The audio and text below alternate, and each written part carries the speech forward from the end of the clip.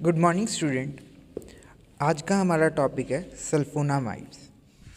तो सल्फोनामाइड्स जो हैं वो ग्रुप ऑफ ड्रग्स हैं जो कि डिफरेंट तरह से यूज़ होते हैं। मेनली इसमें सल्फोन ग्रुप्स होता है। इनकी एंटीबैक्टीरियल प्रॉपर्टी होती है, एंटी एपिलेप्टिक प्रॉपर्टीज़ होती है। सल्फोनामाइड्स की और भी डिफरेंट प्रॉपर्टीज़ हैं, जैसे it is use in hypertension, gouts. जो सल्फोनामाइड मॉइटी कंटेनिंग ड्रग्स हैं वो डिफरेंट उनके यूजेस होते हैं। अगर हम बात करें सल्फोनामाइड्स जो फर्स्ट मतलब as an first anti microbial agent था जो कि डिस्कवर हुआ था और ये एक्ट करता था अगेंस्ट पायरोजेनिक बैक्टीरियल इन्फेक्शन। अगर हम इसके थोड़े से हिस्ट्री पे देखें तो ये जो था ये सल्फोनामाइड जो फर्स्ट टाइम है जरहार्ड डोमैग करके साइंटिस्ट थे, a medicinal doctor employed by a German dye manufactured made a break down history of finding sulphonamide, या फिर हम बोल सकते हैं जो इसका इनिशियली इसको नेम किया गया था प्रोस्टोसिल। सो ये, या फिर हम ये भी बोल सकते हैं, तो इसको फर्स्ट टाइम डोज्ड इसका ओरली था and was effective in the treatment of threatening disease of streptococci infection in humans. तो फर्स्ट टाइम ये स्ट्रेप्टोकोकाई को ट्रीट करने के लिए यूज़ किया गया था। अगर हम नेक्स्ट देखें, he made a discovery in a desperate to but successful attempt to save his daughter who was dying of streptococci infection. Means कि जो उसने डिस्कवरी करी थी उसकी हेल्प से जो उसकी डॉटर थी वो स्ट्रेप्टोकोकाई के इन्फेक्शन से डेथ होने वाली थी, उससे वो प्रिवेंट हुई थी। तो जर्मन साइंटिस्ट और we can say German bacteriologist and pathologist who was awarded in 1939 Nobel Prize for Physiology or Medicine for his discovery, which is announced in 1932, of antibacterial effect of this sulfonamide. The first drug is named as sulfonamide drug. If we look at the chemistry of the sulfonamide, firstly ये चीज़ तो मैंने आपको बताई दी है कि sulphonamide जो है recognised हुआ था 1932 में, और जो फर्स्ट क्लिनिकली ये यूज़ हुआ था वो हुआ था 1935 में। The first compound was effective against antibacterial and it is safe in dosage range. अगर हम इसकी केमिस्ट्री की बात करें, इसके केमिकल मॉइटीज़ की बात करें, तो अगर हम देखें इसमें एनिलीन ग्रुप अटैच्ड है। एनिलीन ग्रुप जो ये एनिलीन रिंग है उसके साथ S double bond O NH2 ये ग्रुप अटैच्ड है। तो अगर हम देखें ये जो फंक्शनल ग्रुप है ये रिक्वायर्ड है, या फिर हम बोल सकते हैं SO2 NH2 रिक्वायर्ड है फॉर एक्टिविटी। अगर हम इसको देखें ये स्ट्रक्चरली रिजेंबल करता है पाबा से। क्या है पाबा? है पैरा अमीनो बेंजोइक एसिड। अब ये जो ड्रग्स हैं ये सिर्फ अगर हम देखें तो एंटीबैक्टीरियल इफ़ेक्ट नहीं देते, उसके अलावा भी सल्फोनामाइड कंटेनिंग ड्रग्स हैं जो कि अदर इफ़ेक्ट्स देते हैं, जिन ड्रग्स को जैसे सल्फोन यूरियाज, फिर उसके बाद है बेंजोथायाजाइड, फिरोसामाइड, एसिटाजोलामाइड्स। इन ड्रग्स में भी सल्फोनामाइड मॉइटी जो है वो प्रेजेंट होती है। सो जो ड्रग्स एंटीबैक्टीरियल एजेंट्स हैं और इनिबिट करते हैं सेल ग्रोथ को, उन ड्रग्स को क्या बोला जाता है, या कॉमनली उनको क्या बोला जाता है? सल्फा ड्रग्स बोलते हैं उनको। सो आई होप केमिस्ट्री क्लियर होगी यहाँ तक। फिर अब जो नेक्स्ट चीज़ है वो है आपका मैकेनिज़्म ऑफ एक्शन, कि सल्फोनामाइड्स जो हैं वो किस तरीके से एक्ट करते हैं। तो ये चीज़ मैंने पहले ही बताया था कि सल्फोनामाइड्स जो हैं वो सिमिलर हैं जैसे पाबा means para amino benzoic acid which is needed in bacterial which is needed by bacteria and as a substrate of an enzyme named as dihydropetroate synthase. Means ये जो एंजाइम है DPS इसको required है। तो यहाँ पे क्या होता है, जिसकी वजह से अल्टीमेटली सिंथेसिस किसकी होती है, टेट्राहाइड्रोफोलिक एसिड की। फोलिक एसिड बनता है।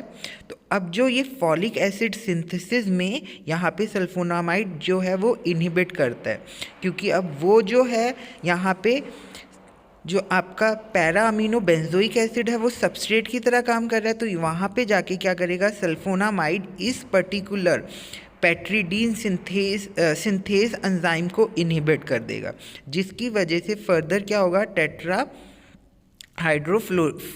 टेट्राहाइड्रोफोलिक एसिड जो है उसकी सिंथेसिस नहीं हो पाएगी, जिसकी वजह से अल्टीमेटली फॉलिक एसिड जो है वो सिंथेसाइज नहीं हो पाएगा। Synthesised from PABA and pteridine and glutamate जो है ये चीज़ फॉलिक एसिड सिंथेसिस, मतलब जो है जब पाबा बनेगा, पेट्रीडीन बनेगा, ग्लूटामेट बनेगा, उसके बाद क्या है, फॉलिक एसिड बनेगा। All sulphonamide analogues are of PABA. ठीक है, मतलब जब हमारा ये प्रॉपर प्रोसेस ही नहीं हो पाएगा जहाँ पे सल्फोनामाइड एक्ट करके उसकी वजह से क्या होगा, फॉलिक एसिड नहीं सिंथेसाइज होगा और इस तरीके से जो सल्फर ड्रग्स हैं वो बैक्टीरियोस्टैटिक एक्शन शो करते हैं। अगर हम सल्फोनामाइड के स्ट्रक्चर को ध्यान से देखें, इसमें क्या क्या प्रेजेंट है, पैरा अमीनो ग्रुप प्रेजेंट है पैरा पोजीशन पे। फिर एरोमेटिक रिंग, जो एरोमेटिक रिंग है उसकी नंबरिंग किस तरफ से होगी, सल्फोनाइल वाले ग्रुप की तरफ से। तो सल्फोनाइल वाले तरह से 1, 2, 3 एंड 4, यानी कि 4th पोजीशन पे अमीनो ग्रुप प्रेजेंट है। अब फर्स्ट पोजीशन पे क्या है, सल्फानील अमाइड ग्रुप प्रेजेंट है। एंड जो वहाँ पे आर लिखा हुआ है वहाँ पे फर्दर सब्स्टिट्यूशन होंगी, जिसकी वजह से डिफरेंट सल्फोनामाइड्स के एनालॉग या फिर सल्फोनामाइड्स के डेरिवेटिव्स बनते हैं। तो ये था स्ट्रक्चर। अब जो नेक्स्ट है इसमें, इसकी classification according to the duration of action. According to the duration of action में सबसे जो फर्स्ट आते हैं वो है ओरली अब्जॉर्बेबल एजेंट्स, जिसमें आपका जो फर्स्ट जो है वो तीन पार्ट्स में डिवाइड है। फर्स्ट है आपके शॉर्ट एक्टिंग, सेकंड है इंटरमीडिएट एक्टिंग, थर्ड है लॉन्ग एक्टिंग। जो शॉर्ट एक्टिंग है वो 6 to 9 आवर्स के लिए एक्ट करते हैं। इंटरमीडिएट एक्टिंग जो है वो 10 to 12 आवर्स के लिए एक्ट करते हैं। एंड लॉन्ग एक्टिंग जो है वो 7 डेज़ के लिए एक्ट करते हैं। तो अगर हम शॉर्ट एक्टिंग में देखें उसमें कौन सा एग्जाम्पल है, sulpha diazine, sulpha cysteine, sulpha isoxazole, sulpha methizole, ये जो हैं आपके ये हैं शॉर्ट एक्टिंग में। अगर अब हम इंटरमीडिएट एक्टिंग में देखें उसमें है सल्फा मैथाजोल, सल्फा ऑक्सोल। तो जो ये आपके हैं ये है इंटरमीडिएट एक्टिंग। उसके बाद लास्ट जो है आपके लॉन्ग एक्टिंग, जो कि 7 डेज़ के लिए एक्ट करते हैं। उसमें आएगा सल्फा डॉक्सीन, सल्फा मैथोपायराजीन, ये जो हैं ये लॉन्ग एक्टिंग है। अब नेक्स्ट जो है वो ओरली नॉन एब्जॉर्बेबल एजेंट, जिसमें आपका आता है सल्फा सालाजीन, ओसालाजीन। लास्ट हैं आपके जो टॉपिकली यूज़ होते हैं। टॉपिकली मीन्स जो आपके क्रीम या लोशन इस फॉर्म में यूज़ होते हैं। उसमें आते हैं सिल्फर सल्फाडाइजीन, सल्फासिटामाइड, मैफिनाइड। तो ये जो ड्रग्स हैं ये आपके according to duration of action divide होते हैं। तो according to duration of action अगर हम देखें, short acting, intermediate acting and long acting, जो कि आते हैं आपके ओरली ऑब्जॉर्बेबल सब एजेंट्स में। फिर उसके बाद नेक्स्ट हैं आपके ओरली नॉन एब्जॉर्बेबल एजेंट्स, जिसमें आपके सल्फा सालाजीन और सालाजीन आते हैं। नेक्स्ट हैं आपके टॉपिकल एजेंट, जिसमें आपके सल्फाडाइजीन एंड सल्फासिटामाइड्स आते हैं। सो ये आपकी क्लासिफिकेशन होगी। अब जो नेक्स्ट क्लासिफिकेशन है वो है अकॉर्डिंग टू द इन्फेक्शन के डिफरेंट मैंने ये बताया था कि सल्फोनामाइड्स जो है उसका क्या है, ब्रॉड स्पेक्ट्रम ऑफ एक्टिविटी है, नंबर ऑफ यूजेस में यूज़ होता है। तो अब डिफरेंट डिफरेंट एक्शंस के लिए फिर हम बोल सकते हैं according to the therapeutic use. जैसे फर्स्टली जो है आपके टॉपिकली अप्लाइड होते हैं, जो कि आपके for eye infection and for skin infection use होते हैं। आई इन्फेक्शन में सल्फासिटामाइड यूज़ होता है, स्किन इन्फेक्शन में सिल्वर सल्फाडाइजीन यूज़ होता है। नेक्स्ट है आपका जीआईटी इन्फेक्शन यानी कि गैस्ट्रो इंटेस्टाइनल ट्रैक इन्फेक्शन में, उसमें आपका जो ड्रग यूज़ होता है वो है सक्सिनाइल सल्फाथायाजोल या फिर सल्फाग्वानिडीन। फिर उसके बाद है आपका मेनिंजाइटिस। मेनिंजाइटिस क्या है, ब्रेन डिजीज़ है। ब्रेन डिजीज़ में आपका कौन सा ड्रग यूज़ होता है, सल्फाडाइजीन या फिर नेक्स्ट है आपका सल्फा एडिमिडीन। नेक्स्ट है आपका यूआईटी इन्फेक्शन यानी कि urinary track infection. Urinary track infection में सल्फा आयोक्साजोल, सल्फा मैथोपायराजीन। सो ये जो थे आपके डिफरेंट डिजीज़ कंडीशन है या फिर डिफरेंट थेरेप्यूटिक यूज़ हैं। नेक्स्ट है आपका रेस्पिरेटरी ट्रैक इन्फेक्शन, उसमें आपका ड्रग यूज़ होता है सल्फाफिनाजीन एंड कोट्राइमाजोल। नेक्स्ट है आपका लेप्रेसी, जिसमें आपका डेप्सन एंड सोलाप्सन जो है वो ड्रग यूज़ होते हैं। नेक्स्ट है आपका इन्फ्लामेटरी बाउल डिजीज़ या फिर drugs use for bowel disinfection, उसमें आपका सल्फासालाजीन एंड पैथी सल्फाथायाजोल जो है वो यूज़ होता है। नेक्स्ट है आपका मलेरिया में, जिसमें ड्रग यूज़ होता है सल्फाडॉक्सिन प्लस पायरेथामाइन। नेक्स्ट है आपका नेक्रोडायोसिस। नेक्रोडायोसिस में जो आपके ड्रग यूज़ होते हैं वो है सल्फाडाइजीन, सल्फा आयोक्साजोल। ये डिफरेंट थेरेप्यूटिक यूज़ थे, जैसे आपका topical application GIT infection, meningitis, UTI infection, respiratory track infection, leprosy, inflammatory bowel disease, malaria and nocardiosis.